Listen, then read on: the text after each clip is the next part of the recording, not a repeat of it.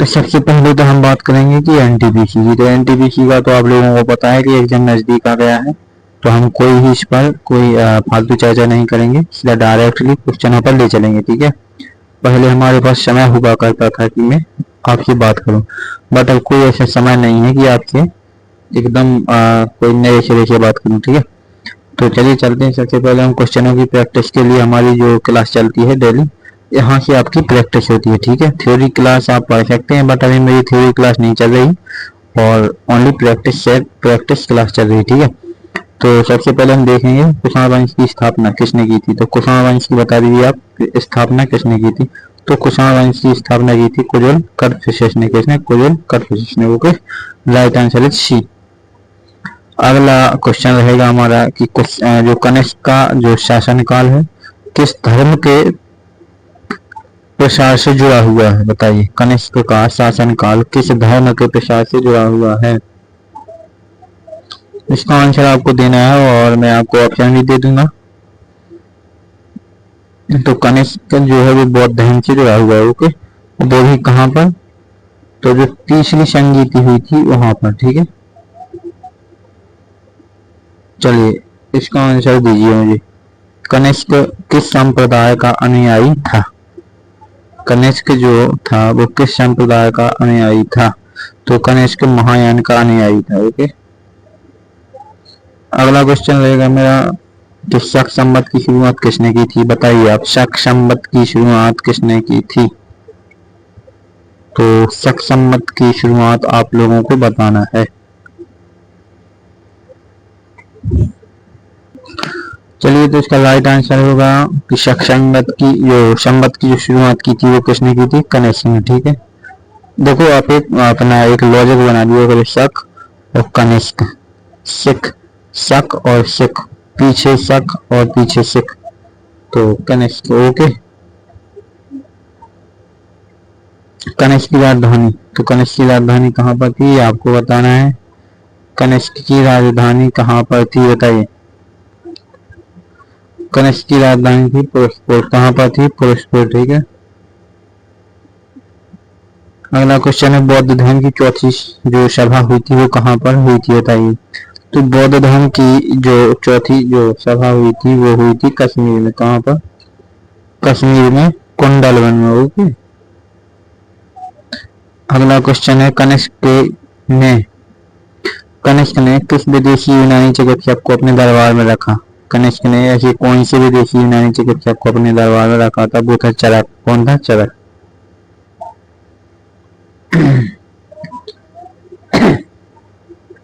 Sorry, Kanishka का नाम किस शिलालेख में मिलता है बताइए। कनिष्क का नाम किस शिलालेख में मिलता है? इतने सारे शिलालेख आपके सामने मैंने प्रस्तुत कर दिए, तो वो शिलालेख है रावतक शिलालेख। ठीक है, कुषाण काल में कौन सी भाषा प्रमुख रूप से प्रयोग में लाई जाती थी? कुषाण काल में कौन सी भाषा प्रमुख रूप से प्रयोग में लाई जाती थी? तो कुषाण काल में जो भाषा प्रयोग में लाई जाती थी वो कौन सी थी बताइए आप लोग। वो संस्कृत थी। ठीक है,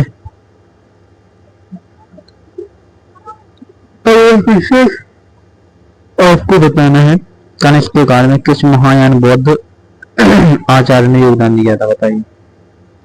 कनिष्क के शासन काल में किस महायान बौद्ध आचार्य ने योगदान दिया था? वो कौन था? तो वो जो था वो नागार्जुन था। कौन था वो? नागार्जुन था। ठीक है, कनिष्क ने किस क्षेत्र पर विजय प्राप्त की थी? तो यहाँ पर तो ऑप्शन है नहीं, बट ऑप्शन यहाँ पर है। ठीक है, तो कनिष्क ने किस क्षेत्र पर विजय प्राप्त की थी आपको बताना है। इसका राइट आंसर है कि कनिष्क ने कश्मीर पर विजय प्राप्त की थी। ओके, अगला क्वेश्चन कुषाणों की मुद्राओं पर किसका चित्र है? कुषाणों की मुद्राओं पर हिंदू किसके मिलेंगे आपको? हिंदू देवी देवता। ओके, हिंदू देवी देवता। सॉरी, ये कौन सा क्वेश्चन लगा दिया है, ये सब गलत है। ओनली सी आंसर इसका। ठीक है, ठीक है,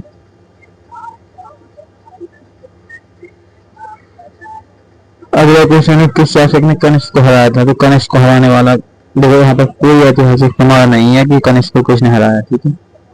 तो राइट आंसर है डी। कुषाणों का संबंध किस जाति से था, बताइए कुषाणों का संबंध कौन सी जाति से था, यमन, हूण, शक या एजीसी। देखो ईएजी कुषाणों का संबंध था ईएजी जाति से, ओके। अगला क्वेश्चन है कुषाण वंश का सबसे महान शासक बता दीजिए। अब कुषाण वंश का जो सबसे महान शासक है वो कौन सा। तो कुषाण वंश का सबसे महान शासक की यदि मैं बात करूं तो कौन सा था वो, कुषाण वंश का सबसे महान शासक बता दीजिए आप एक बार। तब था कनिष्क। कौन सा था वो, कनिष्क था, ठीक है, महान शासक कनिष्क। कनिष्क की समय की प्रमुख कैसी थी, बताइए कनिष्क के समय की प्रमुख कला कौन सी थी, कला शैली कौन सी थी। तो गांधार। कौन सी थी, गांधार, ओके।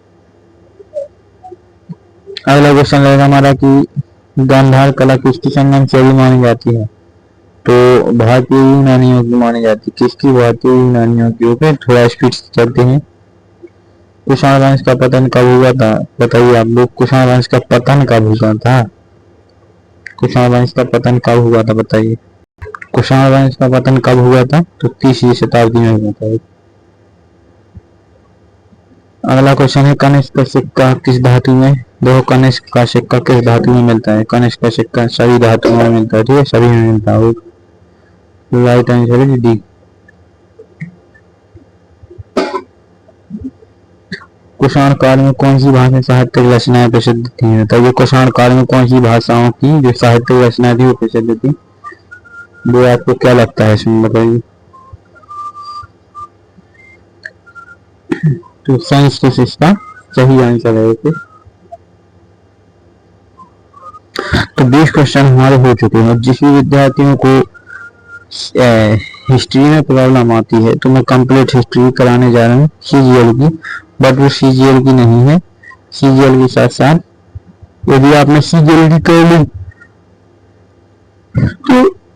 तो आपके रेलवे एनटीपीसी यानी कि रेलवे और एसएससी दोनों की कंप्लीट हो जाएगी यदि आपने सीजीएल की कर ली, ठीक है। तो इसमें आपका क्या आएगा कि जो मेरा जो लक्ष्य बैच है, लक्ष्य बैच 3.0 31 मई से स्टार्ट होगा और 11 PM, ठीक है। इसमें आपको लाइव क्लास और recording class, test series, PDF का कुछ मिलेगा, 15 माह की वैलिडिटी, ओके। और सारे सब्जेक्ट कवर किए जाएंगे हिस्ट्री में, चाहे एंशिएंट हिस्ट्री चाहे मिडिवल चाहे कोई, ओके। साथ ही साथ बात करें हम यहाँ पर कॉन्टैक्ट की, तो ये कॉन्टैक्ट है, व्हाट्सएप पे आप मैसेज कर सकते हैं या फिर डायरेक्ट कॉल कर सकते हैं, संपर्क कर सकते हैं, ओके। ये बैच कहाँ से लेना है तो आपको मानवंत क्लासेस एप्लीकेशन पर जाना है। ये एप्लीकेशन का फायदा है कि यहाँ पर फ्री टेस्ट सीरीज मिलती है, ठीक है। 999 का ही बैच है, कितने 900, बट एक हटाओ नहीं है, हटाओ, ठीक है, हटाओ। उसके बाद में कितने का पड़ेगा आपको कूपन कोड लगाना है MC098। इस कूपन कोड पर 8, इस कूपन कोड पर आपको 80% डिस्काउंट मिलेगा और टीयर 1 टीयर 2 दोनों कंप्लीट किए जाएंगे, ठीक है। यानी कि ये बैच आपको 99 रुपए का पड़ेगा, ठीक है, ओनली 99 रुपए का। तो आज ही ज्वाइन हो जाइए क्योंकि 31 तारीख से शुरू से सब कुछ मिल जाएगा आपको, वरना आज 20 से मिलेगा वो अच्छा नहीं रहेगा, ठीक है। तो आज के लिए बस इतना ही था। जय हिंद दोस्तों। जिन भी विद्यार्थियों को सीजीएल की जो एग्जाम डेट है वो मई में आने वाली है, यानी कि मई नहीं, सॉरी, मई निकल जाएगी जून, तो जून में इसके फॉर्म आने वाले हैं। तो जो भी सीजीएल को लेकर के अपना टारगेट खड़ा किए हैं तो वो इसको अचीव करने के लिए इस बैच से जुड़ सकते हैं, ठीक है। तो जय हिंद दोस्तों, थैंक यू सभी को, नमस्कार।